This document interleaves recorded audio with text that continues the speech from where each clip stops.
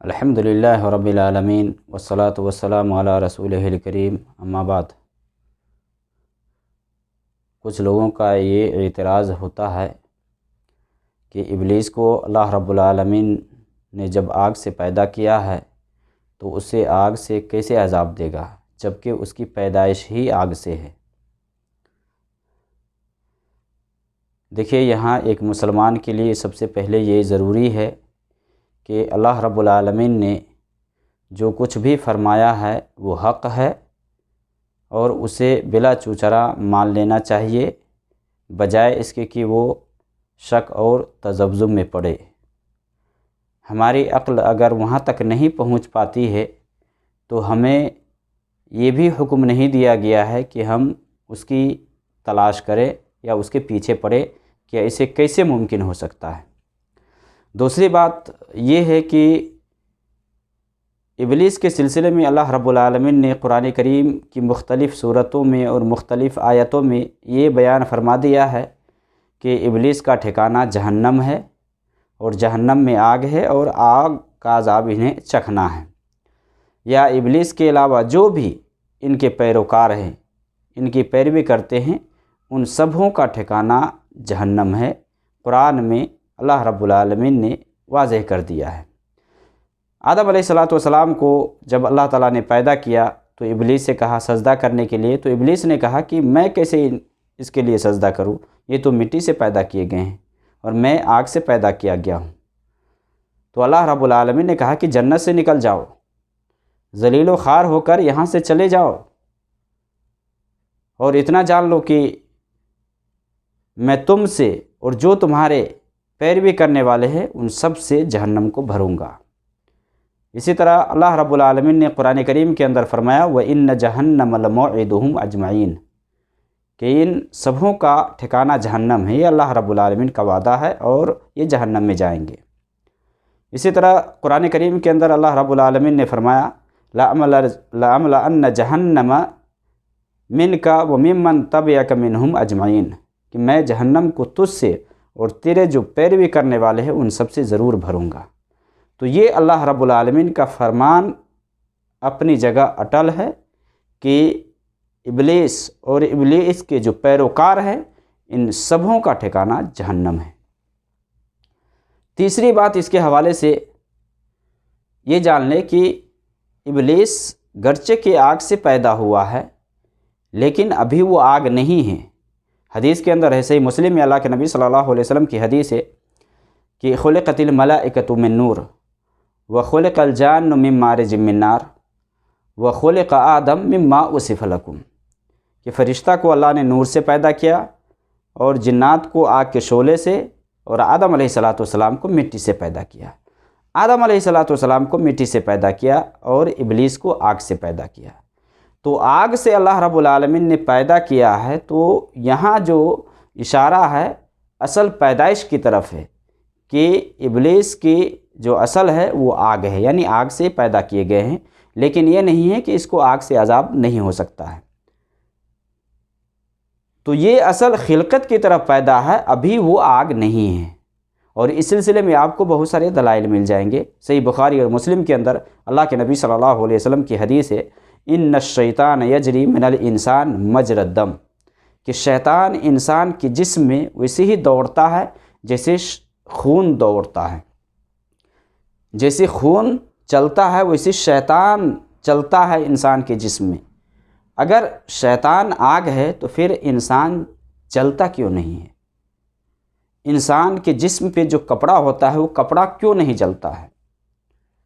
صحیح مسلم میں اللہ کے نبی صلی اللہ علیہ وسلم کی حدیث ابو درداء رضی اللہ تعالی عنہ سے کہ اللہ کے نبی صلی اللہ علیہ وسلم ایک دن کھڑے ہوئے نماز پڑھانے کے لیے، تو اللہ کے نبی صلی اللہ علیہ وسلم پناہ مانگنے لگے، اعوذ باللہ منک، کہ میں تجھ سے اللہ کی پناہ پکڑتا ہوں۔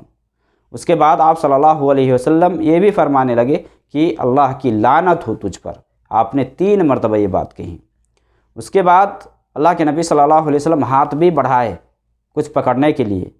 تو نماز کے بعد ہم نے پوچھا، ابو درداء کہتے کہ ہم نے پوچھا کہ اللہ کے نبی صلی اللہ علیہ وسلم آج آپ کو ہم نے دیکھا ہے جو آپ پہلے نہیں کرتے تھے وہ آپ کر رہے تھے، آپ اعوذ باللہ من کا یہ بھی پڑھ رہے تھے، پناہ مانگ رہے تھے اللہ سے، اور اسی طرح سے آپ لعنت بھی بھیج رہے تھے، اور ایسا بھی ہوا کہ آپ پکڑنے کے لیے ہاتھ بھی بڑھائے، تو اللہ کے نبی صلی اللہ علیہ وسلم نے فرمایا کہ اللہ کا دشمن ابلیس آگ کا شعلہ لے کر کے آیا اور وہ میرے چہرے پر ڈالنا چاہا، تو میں اللہ رب العالمین سے پناہ مانگنے لگا، 3 مرتبہ میں نے پناہ مانگا۔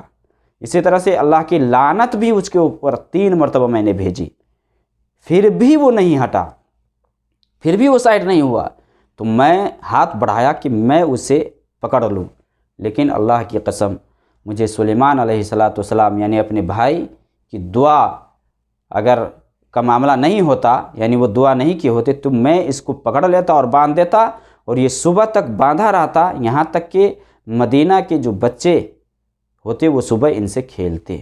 اس حدیث کے اندر اگر آپ غور کریں گے تو کئی باتیں آپ کو معلوم ہوں گی کہ اگر شیطان یا ابلیس اگر ابھی آگ ہے تو اللہ کے نبی صلی اللہ علیہ وسلم کے پاس الگ سے آگ کا شعلہ لے کر آنے کی کیا ضرورت تھی؟ اور اسی طرح سے اگر آگ ہے تو اللہ کے نبی صلی اللہ علیہ وسلم نے فرمایا کہ صبح مدینہ کے بچے اسے کھیلتے، تو کیا بچے آگ سے کھیلتے ہیں؟ اگر آگ ہے وہ ابھی، تو اس طرح کی بات اللہ کے نبی صلی اللہ علیہ وسلم فرماتے۔ اس کے علاوہ اور بھی روایات ہے، کہنے کا مطلب یہ ہے کہ ابھی وہ آگ نہیں ہے۔ جس طرح کے انسان کے حوالے سے بتلایا گیا ہے کہ انسان کی خلقت مٹی سے ہے، لیکن ابھی وہ مٹی نہیں ہے۔ جیسے ہم آدم علیہ السلام کی اولاد سے ہیں، آدم علیہ السلام مٹی سے پیدا کیے گئے ہیں، لیکن ابھی ہم مٹی نہیں ہیں، بلکہ اصل کی طرف اشارہ کرتے ہوئے بتلایا گیا ہے کہ انسان کی پیدائش مٹی سے ہے، لیکن ابھی وہ مٹی نہیں ہے۔ اسی طرح ابلیس کا معاملہ ہے کہ اس کی خلقت، اس کی پیدائش آگ سے ہوئی ہے، لیکن وہ آگ نہیں ہے۔ اور چوتھی بات اس کے حوالے سے ایک یہ جان لے کہ اگر آگ سے ابلیس کو اللہ رب العالمین نے پیدا کیا ہے تو کیا اسے عذاب نہیں دے سکتا ہے، یا آگ سے اس کو عذاب کا معاملہ نہیں کیا جا سکتا، یا اسے تکلیف نہیں پہنچ سکتی ہے؟ کیوں نہیں پہنچ سکتی ہیں؟ ہم اپنی مثال لے لیں، اگر ہماری پیدائش مٹی سے ہے تو پھر ہمیں مٹی سے تکلیف کیوں ہوتی ہے؟ آپ اگر کسی کو مٹی میں دفن کر دے تو وہ مر جائے گا، اگر مٹی کی دیوار گر جائے تو اس کے اندر دب کر کے مر جائے گا۔ بہت سارے ایسے ہیں کہ مٹی کے ڈھیلے سے مارتے ہیں تو مر جاتے ہیں۔ کیوں؟ اگر مٹی سے انسان کی پیدائش ہے تو پھر مٹی سے کیوں چوٹ پہنچ رہی ہے، اس کو تکلیف کیوں لاحق ہو رہی ہے؟ اور یہ مشاہدے کے اندر ہے، بہت ساری چیزیں ہیں کہ آپ دیکھ سکتے ہیں کہ ایک ہی نوع کی ہے، ایک ہی طرح کی 2 چیزیں ہیں، دوسرے کو تکلیف پہنچایا جاتا ہے، دوسرے کے اوپر حملہ کروایا جاتا ہے۔ اب جیسے لوہا کی ایک مثال لے لیں، لوہا، ایک لوہا کو دوسرے لوہا سے کاٹ دیا جاتا ہے، کیوں؟ اگر لوہا ہے تو لوہا کو نہیں کاٹنا چاہیے۔ تو اگر ہماری عقل وہاں نہیں پہنچے تو ہمیں قیاس آرائی اور اس طرح کی باتیں نہیں کرنی چاہیے۔ اللہ رب العالمین نے فرما دیا کہ وہ آگ سے پیدا ہے اور آگ سے اس کو عذاب ہوگا، حق ہے۔ اور ایک 5ویں بات اس کے حوالے سے یہ ہے کہ اگر مان لیتے ہیں کہ ابلیس کی اصل ابھی بھی آگ ہے، تو بھی ہم یہ کہہ سکتے ہیں کہ اللہ رب العالمین اسے عذاب دے سکتا ہے، کیونکہ اللہ رب العالمین جس کے اندر چاہے تاثیر دے سکتا ہے، اور جس کے اندر سے چاہے تاثیر کو کھینچ سکتا ہے، مٹا سکتا ہے۔ آگ کی صفت کیا ہے؟ جلانا ہے، لیکن ابراہیم علیہ السلام کو جب آگ میں ڈالا گیا تو آگ نے کیوں نہیں جلایا؟ ابراہیم علیہ السلام کیوں نہیں جلے اس میں؟ گویا کہ یہ قوت اور پاور اللہ کی طرف سے ہے، تو اللہ رب العالمین جسے چاہے اس کی پاور کو کھینچ لے، اور جس کے اندر چاہے اس کی پاور کو بڑھا دے۔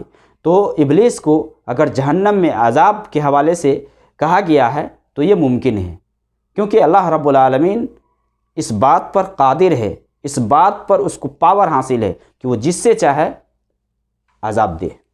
تو آگ سے ابلیس کو عذاب دینے کی بات کہی گئی ہے، تو یہ بات حق ہے۔ اللہ رب العالمین کو کوئی بھی چیز دنیا اور آسمان کے اندر نہیں ہے جو عاجز کر دے اس چیز سے۔ اللہ رب العالمین اس چیز کا اختیار رکھتا ہے، اسے پاور ہے، وہ جس سے چاہے عذاب دے۔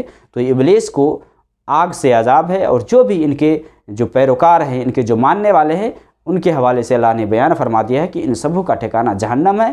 تو جہنم میں اگر آگ سے اگر عذاب ہو تو یہ کوئی ناممکن بات نہیں ہے، یہ بہت ممکن بات ہے۔ بہت ساری چیزیں ہیں جو ہم دیکھتے ہیں ایک ہی نوعیت کی ہے لیکن دوسرے کو اسے تکلیف پہنچ جاتی ہے، تو اللہ رب العالمین عذاب دینے کے بارے میں جو کہا ہے وہ حق ہے، اور اسے ہمیں بلا چوچرا ایکسیپٹ کرنا ہے اور ماننا ہے، ایمان رکھنا ہے۔